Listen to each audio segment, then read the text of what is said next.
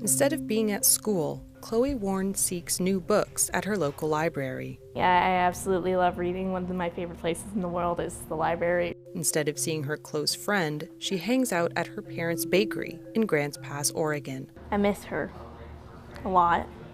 The 12-year-old has autism and ADHD. During the pandemic, Chloe went to school remotely.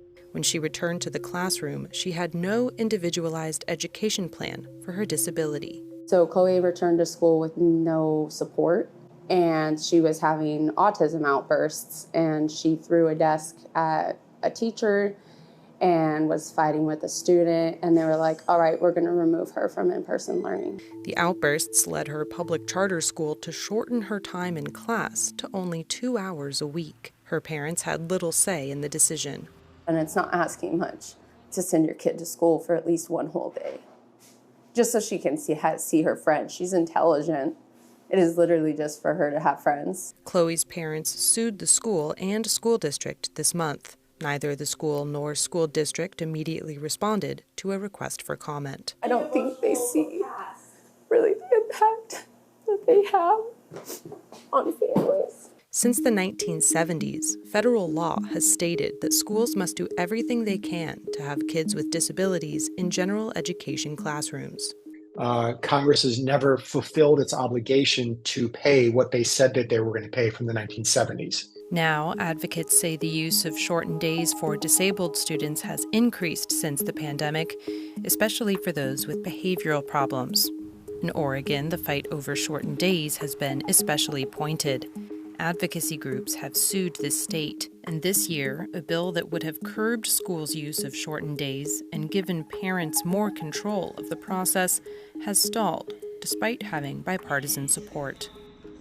It's kind of two things there. There's the kid at the individual level. There are kids who are not receiving an appropriate education, but there's also not a way of monitoring whether these kids are receiving an appropriate education. School boards and superintendents opposed the bill, and a teachers' union said educators are reporting frequent injuries caused by students. Meanwhile, schools are also facing staffing shortages. She's on about an arsenal of medication. In another part of Grants Pass, a busy morning routine. A genetic disorder left Scarlett Rasmussen with multiple health issues, such as epilepsy and the inability to talk. Despite her health battles, the 8-year-old longs to be at school and communicates that using her tablet. She had this one that she just play over and over where the character in it says, "Would somebody please come and play with me today?" And she played it every day. Like Chloe, Scarlett learned remotely during the pandemic.